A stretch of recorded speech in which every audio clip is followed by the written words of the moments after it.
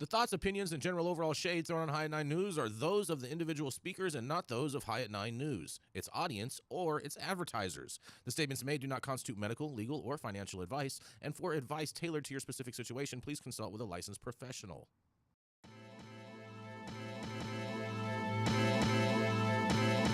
Welcome to the High at Nine News Hour, where you will hear from cannabis industry experts and professionals from around the country talk about important topics while shining light on global issues and discussing cannabis as it relates to politics, regulation and reform, data and technology, science, research and medicine, family and parenting, art, celebrities and entertainment, fitness, sports, mental health and wellness, and plant-based medicines and entheogenics. Together, we are building a stronger community, fighting the stigma and creating change. With your hosts, Jason Beck and Rico Lamitte, joined by special industry expert correspondents from around the country, and daily antics brought to you by Cannabis. Coming to you live every Monday through Friday at 9 a.m. Pacific Time and high noon on the East Coast. And thank you all for getting high at 9 with us.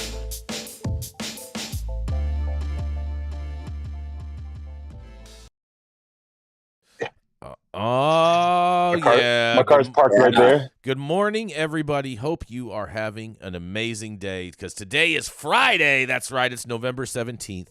And today is International Students Day, National Butter Day, Substitute Educators Day, because everyone loves a substitute teacher, World Prematurity Day. I'm not sure why that's a day. International Happy Goose Day, and Rico, it's your favorite, National Homemade Bread Day. Oh, yeah. What does that even mean? Yeah. That's my favorite. It's, Like, it's gluten-free, Thank you for joining us and getting high at 9 with us. It's also high noon on the East Coast. And please remember to like, share, and subscribe to us on all social media platforms. Use that QR code somewhere on your screen to see where we live on the internet. We are live every Monday through Friday on YouTube. And now we are also streaming to Twitch, Twitter, Rumble, Facebook. Is that all of them? I think so. And so, welcome to anyone joining us from any of those platforms as well. And kicking it off today, we have the dope dad himself, who is out there in the great state of Nevada, out there at the racetrack, showing people up and racing like a bat out of hell down the 15. That's right. It is none other than Knight Rider himself, Mr. Rico Lamitte. Thank you, Jason. I think it's very peculiar that you try to call me out on my eating habits when you are the vegan. No, actually, no, I'm not. That is all switched. I have a doctor, and I have been eating meat for the last 2 weeks. They told me that I have to eat meat again. Yep. Carnivorous, I see. Yep. I've turned back into a carnivore, taking up all that meat. Yeah. Well, speaking of carnivores, let's talk about the Great White North. Right. So Canopy Growth plan to fast track its entry into the $34 billion U.S. cannabis industry ran into yet another setback. This time, the SEC gets credit for swatting that shit back into the Great White North, or wherever they identify as these days. And according to MJ Biz Daily, the U.S. Securities and Exchange Commission, SEC, earlier this month notified the Smith Falls, Ontario headquartered company that the agency's staff is opposed to deconsolidation of a new U.S.-based holding company, Canopy USA, that would own 3 well-known American cannabis companies that Canopy Growth agreed to purchase. Per the article, deconsolidation refers to Canopy Growth presenting its own financial results in the same disclosure as the pro forma financial results of its U.S.-based assets. Seems like a pretty basic requirement there that they shouldn't have overlooked. I mean, if you acquire or start a new company in a new state, you can't commingle or claim assets from the original entity with the new one, let alone a whole different country. So I'd assume somebody would be getting fired or making that big of a mistake. But maybe they said sorry, and it's all good now. But Canopy Growth disclosed the SEC's objection in a November 9th news release announcing the company's second quarter results for fiscal year 2024. The three U.S. companies in question are Acreage Holdings, Jetty Extracts, and Wanda Brands. Canopy hoped to complete its overall plan early next year, but disclosure suggests the objection is significant enough to take the giant a little more time than anticipated to close that deal. Canopy getting curved by the SEC comes just a year after the NASDAQ did the same damn thing for the same issue. Why didn't they not learn the first time?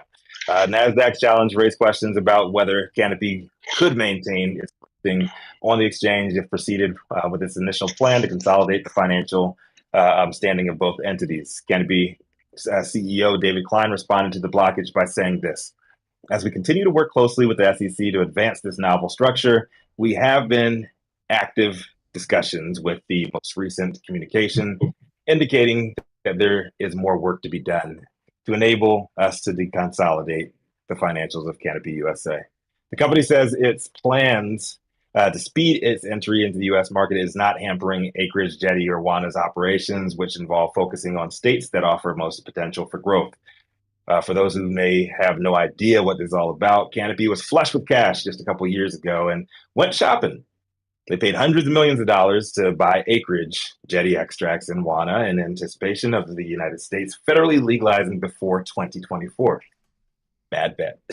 Under that plan, Canopy Growth would hold non-voting exchangeable shares in Canopy USA, creating a ring-fenced structure between Canopy Growth and Canopy USA. But since it is not federally legalized yet, plant-touching companies alone cannot trade.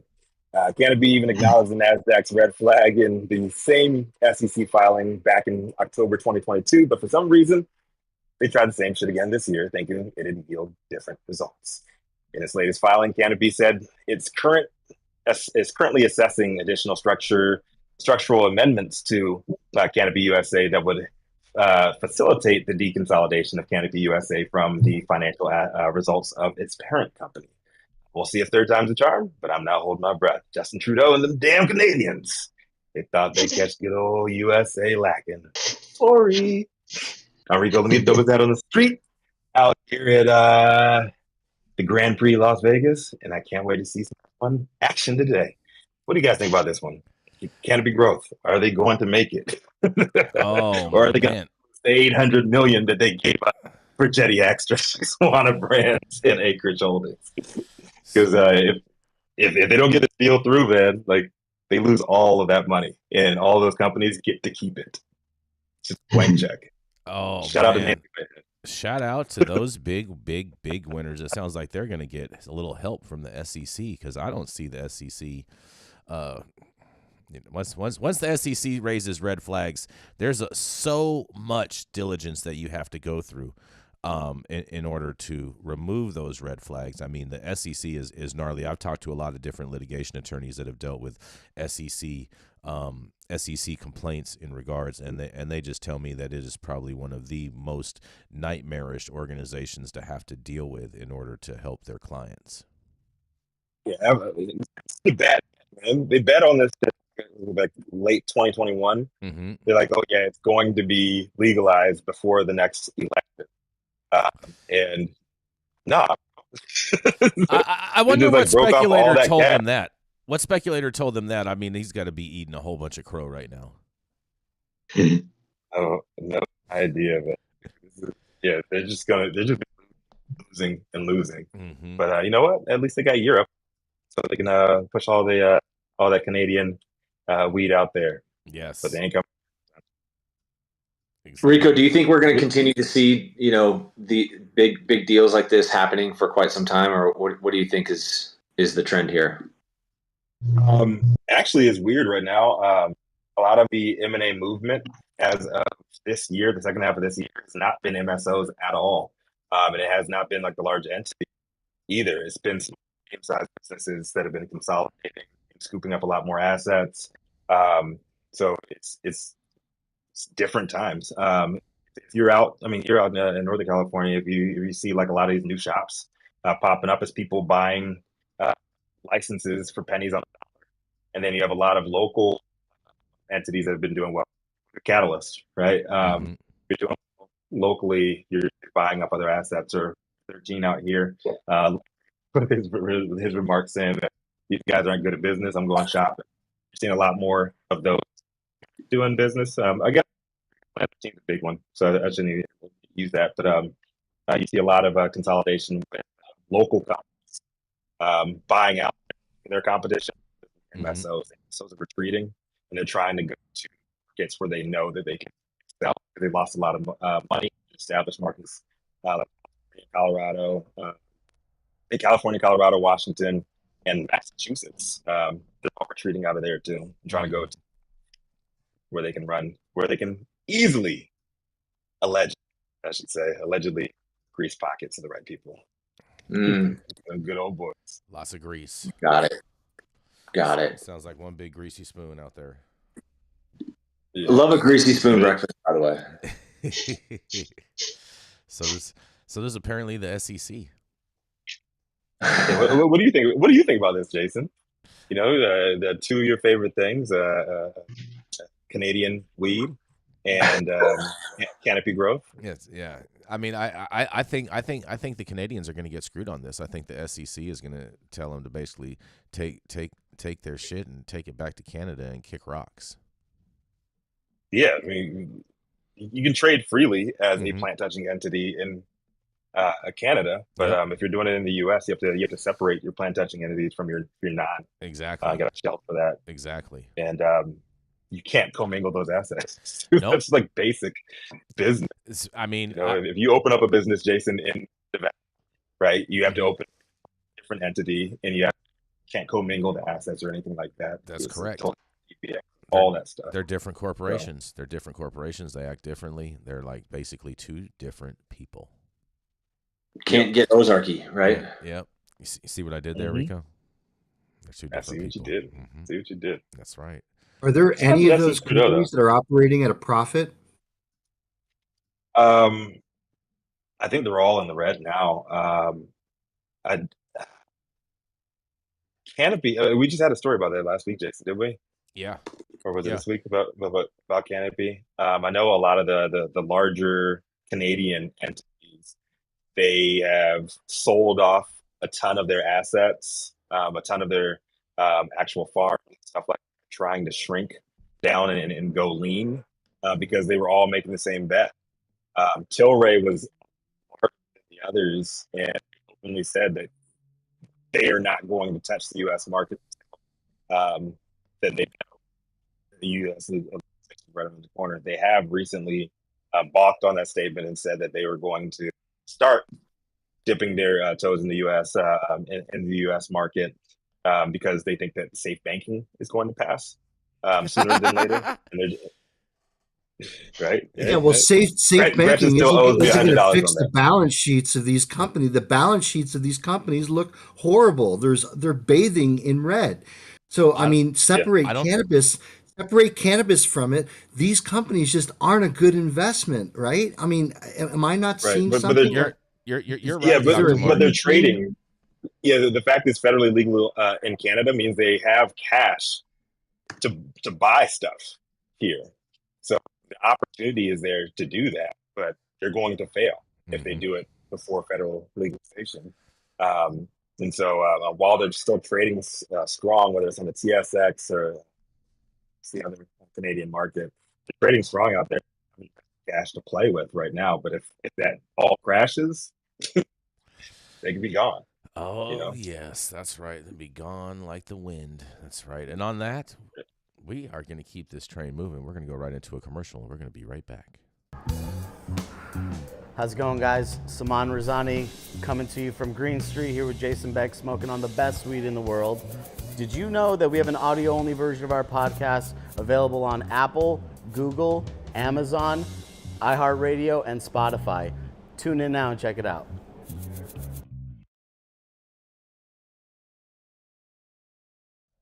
Not plant touching. Not plant touching. Yeah, right? Not plant touching. Something wrong there. You can't scale. Yeah. And the execs are pulling big salaries. We got to keep it rolling. Up next, y'all know it's the man, the myth, the legend. He walks around with a red shirt on. Yeah, claiming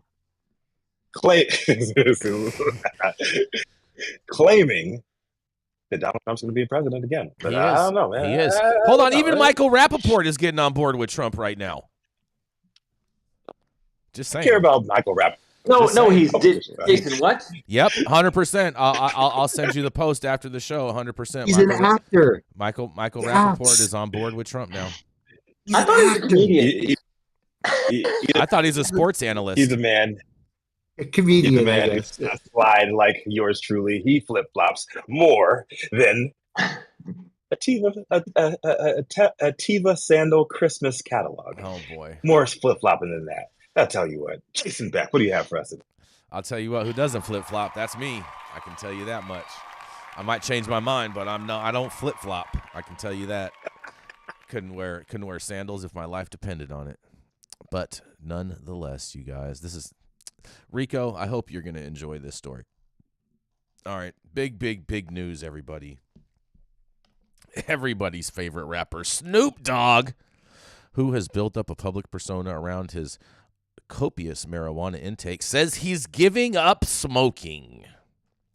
The hip-hop star, whose real name is Calvin Brodus, made a surprise announcement on social media, in quotes, "After much consideration and conversation with my family, I've decided to give up smoke. Please respect my privacy at this time," he posted on Instagram and on Twitter. He did not specify what form of smoking he was stopping or whether he was serious. Others reacted with disbelief. In some quotes, they said on social media, "Today isn't April's Fool's Day, Snoop," said one. And "Snoop without smoke is like earth without water," added another. Rohan Marley, son of reggae legend Bob Marley, commented, "No more barbecue at Uncle's. The grill is off for the season." Snoop's cannabis intake has been well documented in his music and interviews. The rapper, 52, made his debut on Dre's 1992 album The Chronic, whose title is a song named for high-quality marijuana. Over the years, his lyrics have contained multiple references to that habit, and in quotes, "We gon' smoke an ounce to this," he rapped on his solo single Gin and Juice. The Dr. Dre collaboration, The Next Episode, which opened for the Super Bowl halftime show in 2022, carried the observation, "Smoke weed every day." And in 2013, speaking with GQ magazine, the artist said he was smoking 80 cannabis joints a day. He founded Leafs by Snoop 2 years later, and the company specializes in making its own cannabis strains, concentrates, flowers, and edibles, it says. But nonetheless, Snoop is saying that he's quitting smoking weed. Is anyone buying this? And is it possible that he's just switching to hemp?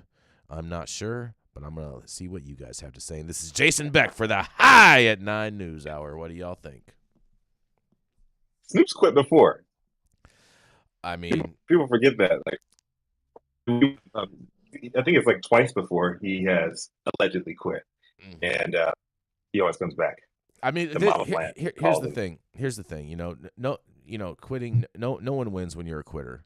Okay, that's the first start of this. Okay, but I'm not sure if I'm buying this, and I'm hoping, in all honesty, that he's saying that he's going to quit smoking blunts, and that's more what he's kind of alluding to. And maybe Dr. Talleyrand, maybe he's only going to start vaporizing cannabis. What do you think? Yeah, maybe he's going the clean route. Mm-hmm. It's really interesting to me because, observing patients over a long time, there are a group of people who tend to reduce their use or even quit using cannabis because as it used to relax them, after years of use, and maybe it's high dose use also, they tend to feel anxious with it. And so they stop using. So if you look at some studies, unverified studies, you see a rapid increase in dosage, in the first 5 years of use, a stabling or leveling off of dosage in the next 5 years, and then a slight decrease of use in the final 5 years in a 15-year span. Mm-hmm. So it's interesting to hear this. So possibly true. I don't know. Maybe it's all a marketing ploy too. Yeah, it's very. It is. I think it is. Mm-hmm. Everything with Snoop is marketing. That's right. Yes. Yeah, my first thought, marketing because he released it made a big deal out of it. He's probably going to release a vape pen soon or some edibles that don't require smoking. So stay tuned to what's next. What were we going to say, Chris? I'm quitting smoke. He's quitting smoking. Yeah, I'm quitting smoke. What were you going to say, Chris? I was just, my first thought was like, you know, the companies that he's working with in marketing and you know, various things that he's got his hands in the cannabis space. I was wondering if, like, you know, any of those companies have the answer, right? Or were they caught off guard as well here? And so that kind of raised a few questions to me, like, is it real? Is it not real? And then how does the companies that he works with, you know, navigate this statement? Are they in on it, aware of what he means by it, or are they also just caught off guard and this is, you know, potentially bad for business? I have no idea. Well, you know, I feel you, Chris. But you know what? The part of the statement that confuses me is him asking for privacy at this time, as if like he lost like his parents, or you know what I mean? Like it doesn't make that part doesn't make any sense to me at all whatsoever. Why he's asking for privacy, or like he's going through a divorce, man. You gotta respect privacy. If you wanted privacy, don't make an announcement. Right. Exactly. Right. Yeah. Just do it. Exactly. Don't make a stink about it. Jason, that tells you this is 100% marketing. It's all about marketing. It's all about us covering this on this thing. So yeah, this is exactly what they want to make, is some kind of splash. I guess it is. They when's the last time? I guess Snoop needed to start trending on the internet again today, or for some reason. You know, but he's no longer out chasing clout. That's right. I'll say it before I've said it again. If you need a celebrity to sell your cannabis, find better cannabis. That's part is true. So true. What happens if you're a celebrity already, and you can get somebody not a celebrity to sell your cannabis? So, Dr. Martin, we can sell. I think celebrities should actually just sell cannabis. They should just open up a little fruit stand on the corner outside of their neighborhood and just get it in. Like a little lemonade stand? Yep. Literally. Use a scientist to sell your cannabis. Yes. Yeah, there we go. There we go. All about that. Yes. Yes. Dr. T and Dr. Mark are both looking for licensing deals. If any of you cannabis operators out there, we're available, but we're not cheap. Yes. And very photogenic. And that's what I'm talking about right there. Yeah. Yes. And no Photoshop needed. Right. And on that, we're gonna keep this train moving. We're gonna roll right into Dr. Gene Talleyrand. He is the founder of Medican. He's also the founder of CESC. And he's been writing recommendations so long that he probably even possibly wrote your grandparents' recommendation, because it's been so long. That's right. It is none other the man, the myth, the legend, Mr. Dr. Gene Talleyrand.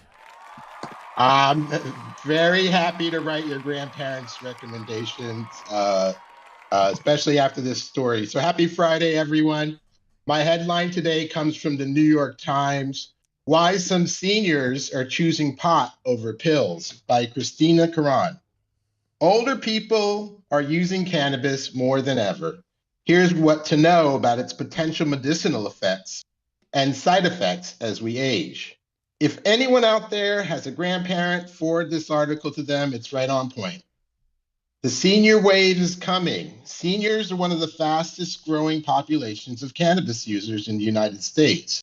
While some older adults have used cannabis for decades, studies suggest that others are turning to it for the first time to help them sleep better, reduce pain and anxiety, especially when prescription drugs, which often come with unwanted side effects, don't work as intended. Baby boomers are 20% of the population and have 53% of the wealth. In 2007, less than 1% of people over 65 reported using cannabis. In 2016, that number rose to 3%. In 2022, it was more than 8%. The wave is coming, and it's not bras, dudes, hippies, or hipsters. It's seniors. Nancy Herring, age 76, has been using cannabis for her entire adult life. She describes herself as one of the hippies from the 60s, But it wasn't until her husband, now 79, was diagnosed with Parkinson's disease and dementia that she began to wonder about medicinal use. Doctors prescribed pills to help him rest, but nothing really worked, she said. At one point, he reacted so negatively to the medicine that he ended up in the hospital. Then they tried an indica strain from a dispensary where they live in Clearwater, Florida. Now, after one gummy and a hit on a pipe, her husband can sleep at night. Cannabis has not been studied well, particularly among older users. Meanwhile, as more seniors experiment with cannabis, they are evangelizing to one another about its benefits and sharing any problems they've encountered along the way. I have had dozens of patients who tell me that it has cured their various ailments, said Dr. Haley Solomon, a geriatric psychiatrist in San Diego. I think that it's really important to listen to them, to acknowledge that, and then to simply study it further. Steve Hickerson used cannabis sublingual drops for sleep, but said that they didn't help, so he's trying gummies, which seem to work much better. In the past, he felt using mind-altering drugs was morally wrong. I'm a Christian, he explained. But now, he said, I'm 79, things are different.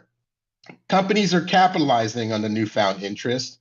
Earlier this year, Mr. Hickerson was bused to an event organized by Glass Houses, and he and 50 other people from his retirement community were offered cannabis products at a substantial discount. Older adult cannabis users need to be aware of potential drug interactions and consider how cannabis can affect cognition, coordination, and balance. Start low and go slow. Too many edibles can cause dizziness, confusion, changes in heart rate and blood pressure, panic attacks, and anxiety, and can land some people into the emergency room. The cannabis today, it's stronger. Ms. Verna, age 88, recommends going to licensed dispensaries that sell products that have been tested by third parties. You just need to educate yourself and not be afraid of things, she says. Many older adults end up with all these bottles of medicines, and I don't think that's necessary. The San Francisco chapter of the Brownie Mary Democrats has initiated a cannabis speakers bureau, specifically targeting talks for older adults. They are the demographic that might most benefit from cannabis. They are also the demographic that might boost sales and drive cannabis to be more accepted by mainstream culture. Could your parents or grandparents use cannabis? Have you introduced it to them? This is Dr. Jean Talleyrand for High at 9 News. Man, shout out to the seniors out there. This is great news for them, Dr. T. Here they come. Here they come. But stock your gummies, Jason. I feel you. Dr. T, this is more information is coming out here on senior citizens. Back in 2017, I had a client out in Orange County, Bud and Blue. It's a pharmacy now. And we did I was with Baker Technologies at the time. We did a loyalty program specifically for the senior citizens because we found that 61% of their revenue from senior citizens. So we actually did a cool little diamond club for them. They can come in like once a month and smoke and then talk to the crew there. And they were all spending $5 or more just off of that. Elderly in America, not only is it better for them than the pills that they're but also they have stable income, fixed income. They got more. They're a lot more loyal than everybody else. But for some reason, everybody who enters the cannabis industry on the retail side wants to go the cool route. They want to go like everybody else. I think it's a great bit of information, and more people should be biting on it. This has been out there for a long time that senior citizens are moving towards cannabis. Continues to be. I think it's like the fourth year in a row. It's been senior citizens lane has been the fastest move in retail cannabis, whether it's medical or adult use. Mm-hmm. So I think it should be and marketing and advertising towards senior citizens. It makes great business sense. So I don't know why, man. Everybody wants to be a trapper. I'd like to see some trappers actually dedicating their business to the elderly. Yeah. Right. Everybody, grandma, grandpa, you got uncles and everything. Great. I know when I introduced cannabis to my grandfather, it changed the time that he was able to dance in 10 years. And he absolutely loves it. So, yeah, reach out to the elder. Yeah, I'll tell you what. They will be your best. They will be. You know why? You don't got to worry about them robbing you or anything like that. In all reality, the only thing you got to worry about is if you run a tab up with them, they may forget how much they owe you. Hey, do you guys find that they purchase more smokables like flower or concentrates, or are they purchasing the gummies and the topicals, the edibles and the topicals? It's mostly gummies and topicals, but the weird thing about Bud and Bloom when we did, a lot more of them were dabbers than I thought. Like I could only imagine, some of these guys and gals at the elderly home. It's like all that oxygen that's in there, all those oxygen tanks. Mm-hmm. I think we had like 6 or 7 on the first trip because we picked them up from like a nursing home in a bus, and like 6 or 7 hardcore dabbers. I was like, I don't know if it's an Orange County specific thing or a California thing or what, but a lot more than I thought. I'm with you, Rico. I've watched some seniors that have incredible tolerances to cannabis, whether it's edibles or any other type of delivery method, and I go as far to say that it's probably about a 70-30 split as far as seniors that have super crazy high tolerances into comparison with the seniors that just want to purchase a topical or something like less intoxicating type of they've been dealing with pain for a long time. Yeah. Right. Mm-hmm. Exactly. Wait, you're saying that there's more high dosing, high tolerance users? No. I think 30% of the senior market is people that want super high quality, super high strong, and I think the other 70% are people that are just being reintroduced to cannabis from their age, and so they're a little bit more skeptical, and so they want to ease back into that with something more. Like a tincture or edible, something more presentable than actually just smoking. But there is a decent amount of seniors that still want to smoke, still want to dab, and still want 1,000 milligram edibles. That's an interesting split. Some of our data from the dosing project is showing a similar group of high dose or low dose. It may be metabolism. Why you're seeing those high doses? That very well could be, Dr. T, and I'm extremely excited to hear that my anecdotal evidence is matching up with your scientific evidence. What do you think about that? How rare! Look at that. Common sense wins again.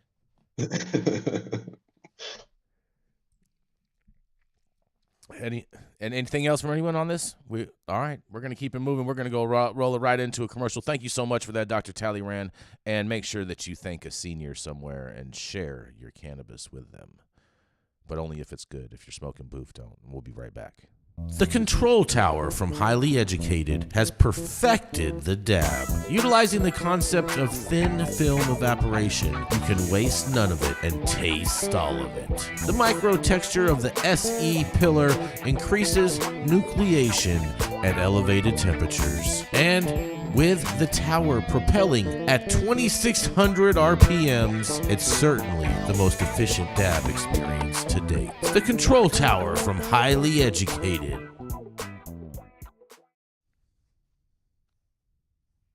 Yeah, they're taking CBD gummies. Yeah. Stop whatever you're doing. Make sure that you're taking care of the senior next to you. And also, too, make sure you hit that like button. Make sure that you're subscribed to the channel if you're not subscribed already. And all the articles that we cover on today's show, you can read directly on our website at www.highat9news.com. Share them with a friend. Tell somebody all about us. And be a better person. I'm Jason Beck, and this is Smoky Vanilla. And if you want to feel as good as I look, then you need to get yourself a Stretch and Smoke with Smoky Vanilla. That's right, baby. I'm Smokey Vanilla with my background in kinesiology. I'm a sports massage therapist and stretch coach. I focus mostly on athletes who have chronic pain or injury due to their sport, or the legends of the chronic in the game, baby. Oh, yeah, you know what it is. We just stretched and now we're gonna smoke, because you know what it is. That's right. I love intuitively creating a session based on the individual I'm working with. We'll go through a few assessments, look at the past health history, injury, or anything that's still affecting you today, and create a customized session just for you. Let's go.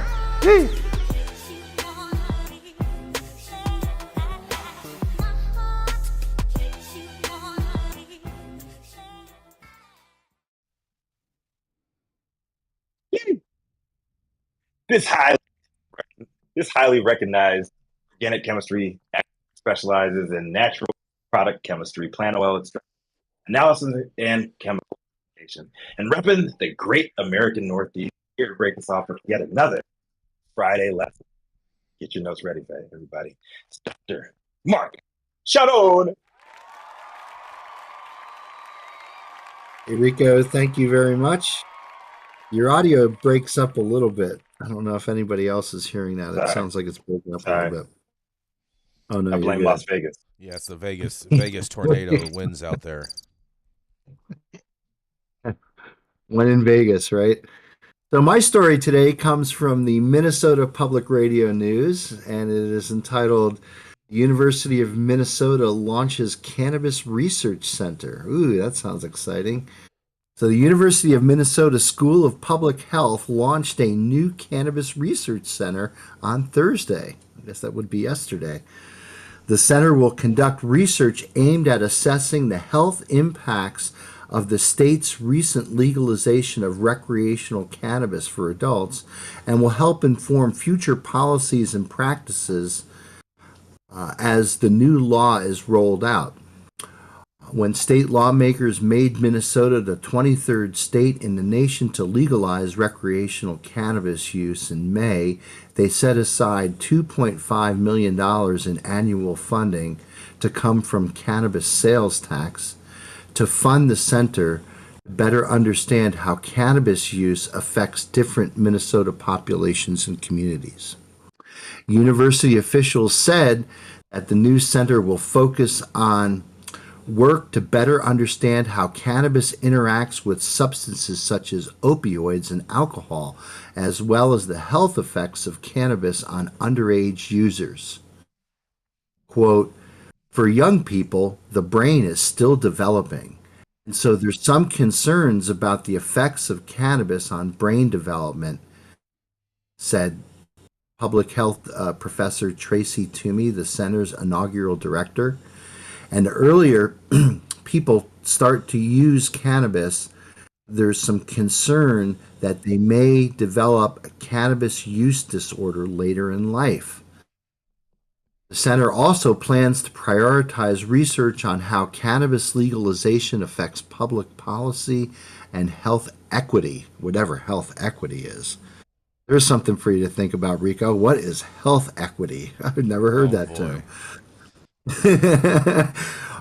What we see sometimes happens with other substances like alcohol and tobacco is sometimes that communities are disproportionately targeted by marketing, or maybe they have more stores or dispensaries in the neighborhood because some of the people want to buy product. They don't want those stores in their neighborhood, Toomey said to NPR's Minnesota Now, adding that the goal should be to ensure that marketing and distribution are fairly distributed across the state. Recreational cannabis for use in adults 21 and older became legal in the state in August. While some tribal dispensaries are open, others can't open until states officials introduce a licensing system, which may not happen until early 2025. And that's the end of this article.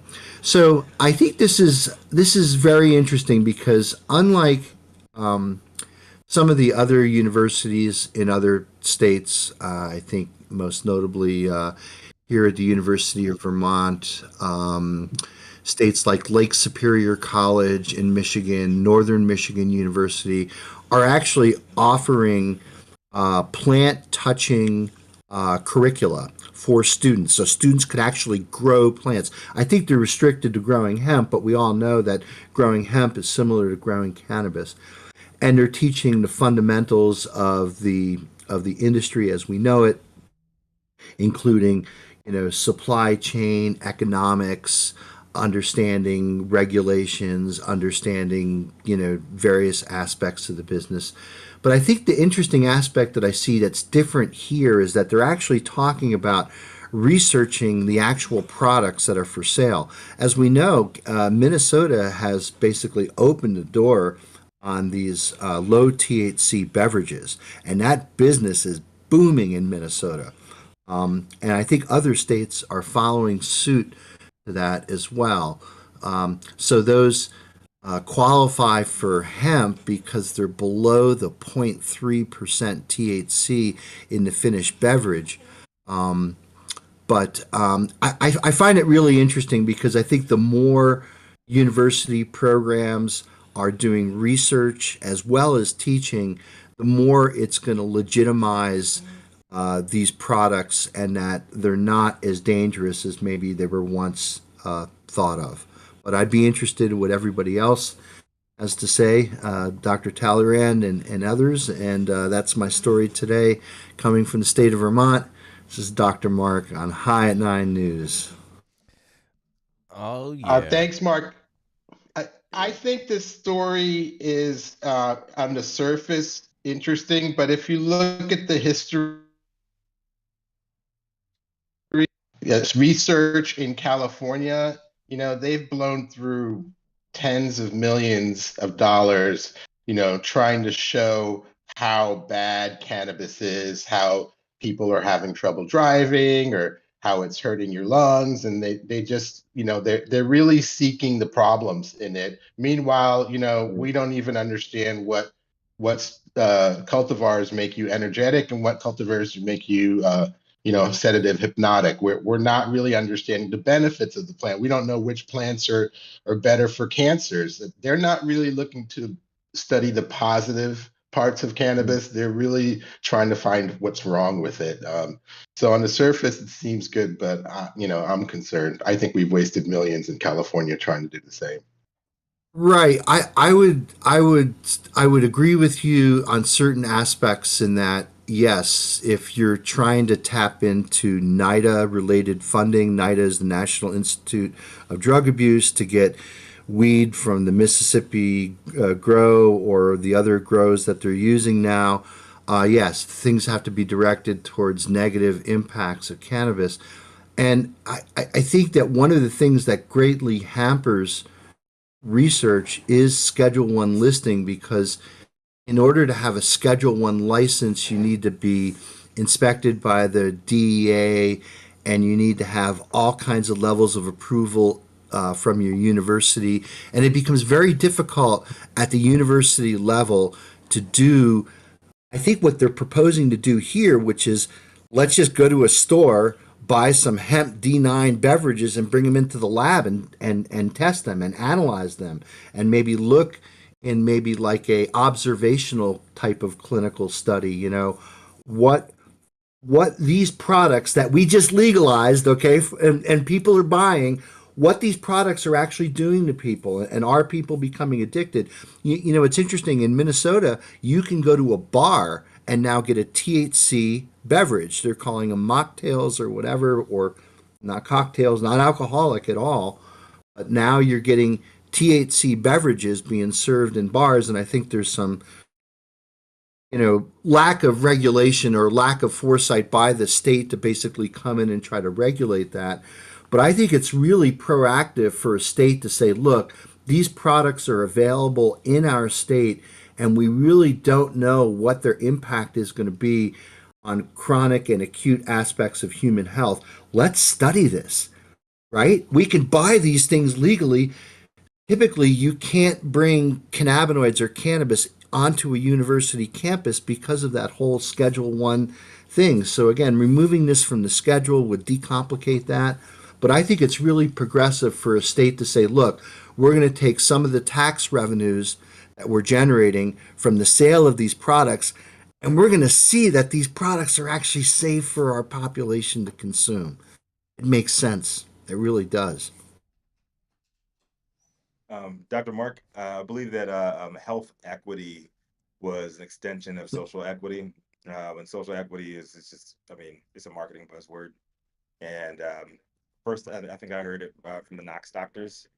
First, using health equity as just from a medical standpoint, trying to get the same access to medicine as a whole to people of color, communities of color, the same access that white folks have privilege to as well.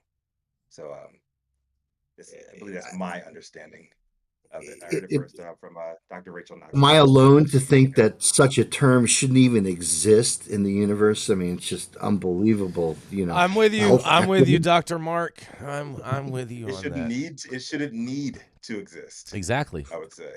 That's what he said. When you have the reality, Black mother mortality rate the way that it is. When you have just like Black folks, myself included, they sent my ass home when I was dying from the ER, and they sent me home with some ibuprofen, telling me to just get better. Like a lot of that stuff just doesn't happen to our white counterparts. So I think that's where it comes from. We shouldn't, in a perfect world, we wouldn't need to bring up stuff like that, but it is what it is. Yeah. Go ahead, Jason. I know you're chomping at the bit over there. Yeah. You know, I'm not. I mean, I think it's more of a socioeconomic thing more than it is a race thing at all. When it comes to this health equity, because the reality of it is this: is some people can afford amazing insurance that gives them access to whatever the hell they could possibly want and more, and then you have a lot of people that have just either no insurance or very low unaffordable insurance, and you just basically get treated like trash, and that's just what it is. I think it's more of a socioeconomic thing. I don't believe it's a color thing. I mean, it's not. It's both. It's both. Colors involved. Yeah. Well, colors are involved because there are colors. You know what I mean? People use them to judge. People do. Natural. People naturally do judge. And we're all colored people. You see a large Black man in the ER saying that he's in excruciating pain. Is a 10 out of 10. You send him home with some ibuprofen, and he almost dies. You know. Yeah, no, I get it, bro. I've been overdosed by doctors on medicine, and so I get it. I totally understand it. Like I'm saying that it's a real thing, but I'm just saying that I think it happens. I think it's more of a socioeconomic thing as opposed to an individual race thing. And it goes back to the the Rockefellers and J.P. Morgan creating the medical industry. Mm-hmm. They had like different bullshit studies on Black people. You know, from the size of our brains to the pain threshold, like all different kinds of stuff that just did not exist. And unfortunately, a lot of that's permeated into modern day know-how, mm-hmm. You know, and people still believe a lot of that crap. So a lot of people put that in your pipe and smoke. People do believe a lot of crap. I mean, you look at all the Minds Project Sam effects. But on that, we're going to keep this train rolling. Yes, we're going to roll right in to Mr. Chris Eggers. He's a former law enforcement officer, but now he's choose to retire all of that and help out the cannabis industry with his company, CC Security Solutions, for all of your security needs. That's right, is none other than Mr. Chris Eggers. Jason Beck, thank you so much for the intro, and may I also thank you, Mr. Beck, President Beck, for the article that I'm about to share with you all today. I appreciate you putting this on my radar. Yes.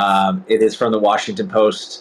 From columnist Joe Davidson. Read a few of his pieces, and the title is "Ohio's Weed Win Brings New Attention to Feds and Marijuana Use." It's a bit of a longer article, and I know we're getting tighter on time, so I'm going to run through it. Recreational or adult use marijuana's strong victory in red state Ohio last week means legalized cannabis will soon be available to more than half of the U.S. population, but current and potential federal employees and contractors are not allowed to indulge no matter where they live. Despite the steady legalization among states since 2002 and a Gallup poll released this month showing approval from a record 70% of Americans, marijuana possession remains a federal crime and major. And it still prohibits their use, right? So there is hope, however, for these who use cannabis for medical reasons and others, or just to get high. The outside the Beltway developments have drawn increased attention to little notice. Bipartisan congressional legislation approved with a 30-14 vote in September by the House Committee of Oversight and Accountability. The Cannabis Users Restoration and Eligibility, the CURE Act, would prohibit federal employees from using prior, but not current, marijuana consumption as grounds for blocking federal employment or security clearances. Democrats were unanimous in the support, while Republicans split the vote, 14 voting no and 10 voting yes. So there's no guarantee that the quickly increasing public support for legalized cannabis will result in quick cure action by Congress. Diane Goldstein, executive director of the Law Enforcement Action Partnership, urged members of Congress to heed the, quote, resounding rejection from our nation's long history of criminalization, end quote, align with their constituents to promptly passing the CURE Act, which will ensure the federal government no longer disqualifies promising candidates simply because of marijuana use.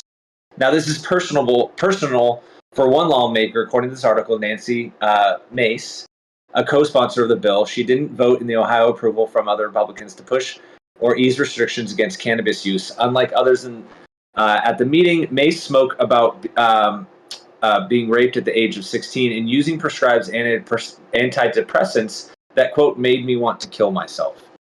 She said that cannabis, quote, saved my life.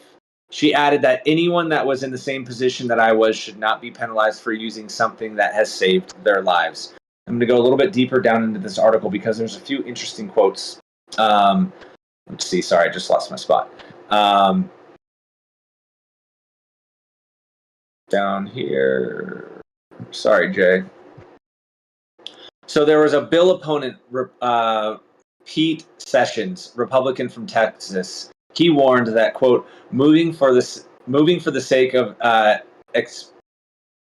to expedite without proper consideration of whether there are national security risks in doing so. His office did not reply to a request for specifics on how the bill and marijuana consumption might increase risks.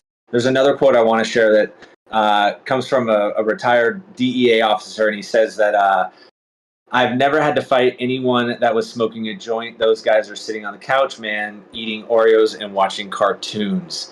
I found it very interesting that this former police officer promoted the reclassification by saying that. And then also to a couple other points earlier in articles that were shared by some of the doctors about poly use. They didn't classify it that way, but essentially, describing how people react differently to different drugs. I found that quote to be a little bit interesting here. So I don't know how the Ohio vote is going to affect this in the big picture, in the big scheme of things. But as of right now, it looks like there are quite a few people looking into marijuana use and how it could prohibit federal employees, federal contractors, and there are a ton of federal contractors, as we know. And how does that affect their employment? How does that affect their security clearances? And what is the path forward? I found this to be very interesting. It's a long article. Sorry for breezing through it. Curious to see what my correspondents have to say about this. Let them smoke. Let them smoke. But that's not going to work out like that. It's not going to. So real quick on this note, right? So I was recently talking to somebody within the SFPD who shared with me their new and revamped drug policy, which when I left, which was over 3 years ago, that policy was written and in existence since like the early 80s, I want to say. And there's a new policy that came out this year that basically says officers cannot use illegal drugs on duty. But I'll share it with you guys if you want, because I'd love to hear what your thoughts are. But reading between the lines, I interpret it as like they're not really asking. And as long as you're not using on duty, didn't call out cannabis specifically. But the way I read it was potentially loopholes to say, well, I'm using off duty. I wasn't using on duty, and therefore I did not violate this particular policy. So I'll share it with you guys after the show. You're using legal drugs. They said illegal drugs, right? So an illegal drug has to be illegal. If it's legal in the state, it's legal in the state, right? That's how I interpret it as well, doctor. I mean, listen, you've got like licensed dispensaries, tax-paying businesses in the city of San Francisco specifically, for example, right? And then you've got this policy that says we can't use illegal drugs. Now, I can promise you the department will say, well, it's federally illegal and therefore we gotcha. But I promise you that, law enforcement acts on a case-by-case basis, and punishment is not handed out fairly by any means. It's not consistent. They definitely pick and choose how and when they want to discipline officers or not. So it's going to depend on the officer. How ironic that the same officers won't enforce the federal law. They enforce local or state laws, right? Local or state law says that this is legal, right? Right. And I've said this multiple times on this show and others that, it is not a cop's job to determine if the law is right or not. It is not their space. It's their job to enforce it.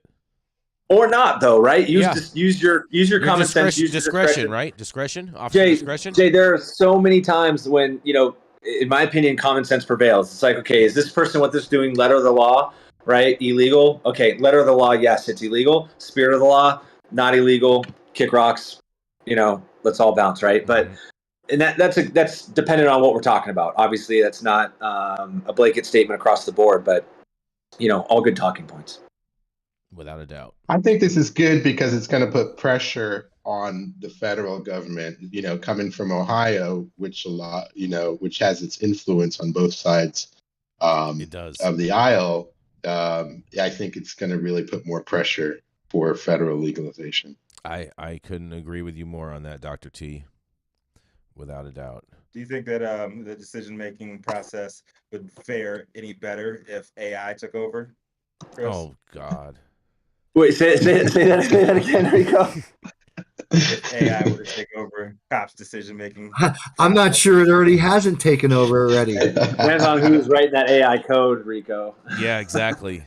Should I stop and frisk? Put that shit in Chat GPT. Oh boy. All right, we're not even touching that. I'm gonna roll right into this since we have the two doctors on. This is a pretty fascinating story, and I think you guys are both gonna find it interesting.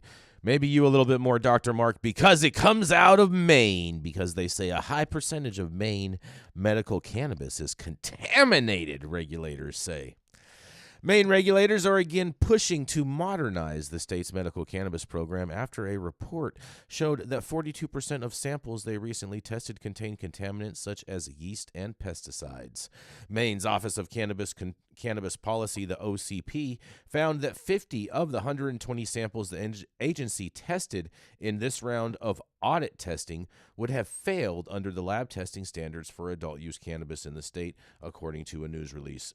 In a quote, this data indicates that Maine's medical cannabis program needs a comprehensive solution to reform and modernize the system in order to protect Maine's patients. OCP Director John Hudak said in a statement, medical cannabis in Maine is not subject to the same lab testing requirements as adult use cannabis, and efforts to change that have been met with resistance from cultivators and caregivers in the program who say their products are safe. According to the OCP, of the 120 samples, 30 failed for yeast and mold, 26 failed for pesticides, 4 failed for heavy metals, and 1 failed for filth and foreign materials.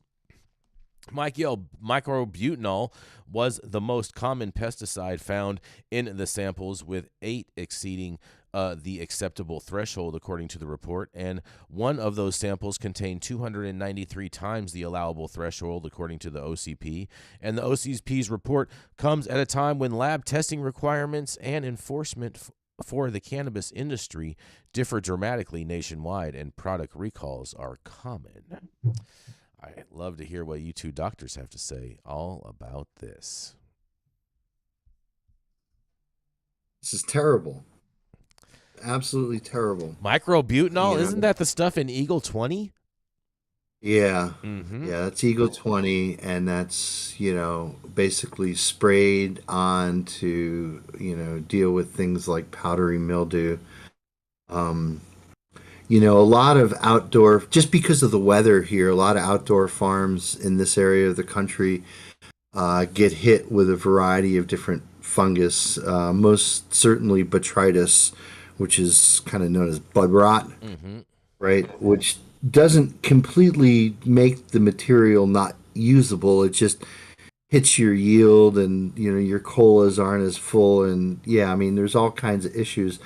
But there are no chemicals that are approved to be used on cannabis, and the fact that they're finding pesticide contamination as well as all the other things, it's just really disappointing.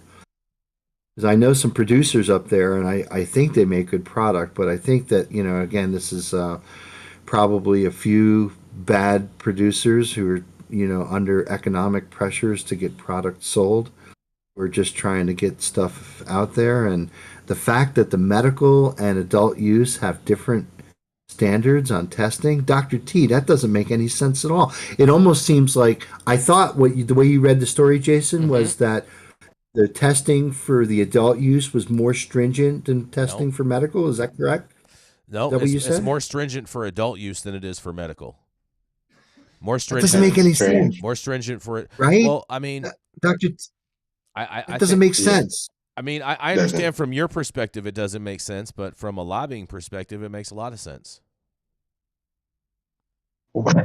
How does it make sense? Follow the money.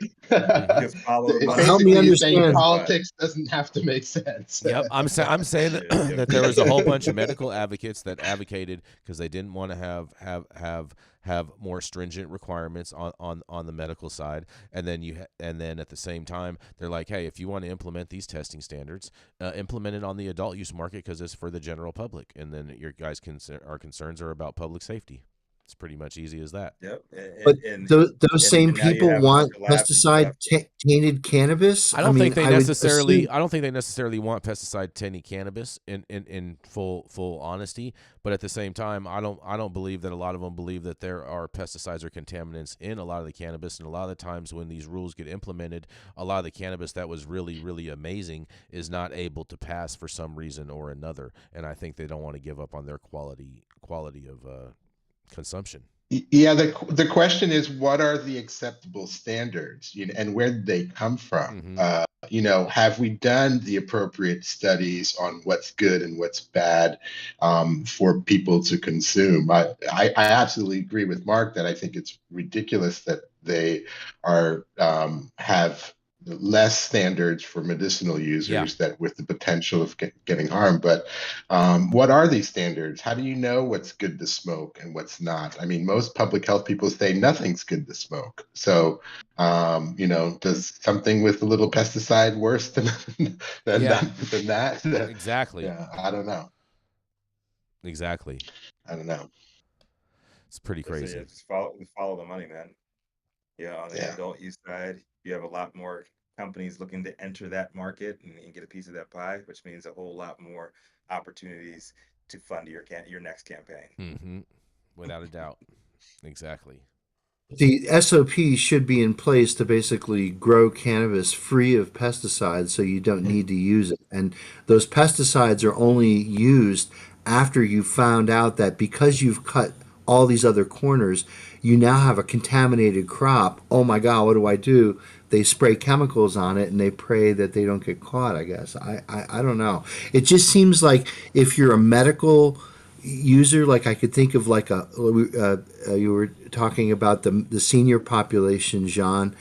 I mean, imagine like one of these seniors consuming a concentrate that's contaminated with what they said, like 200 times the level of microbutanol. I think these were all flower products, Doctor. I don't think that they didn't mention that.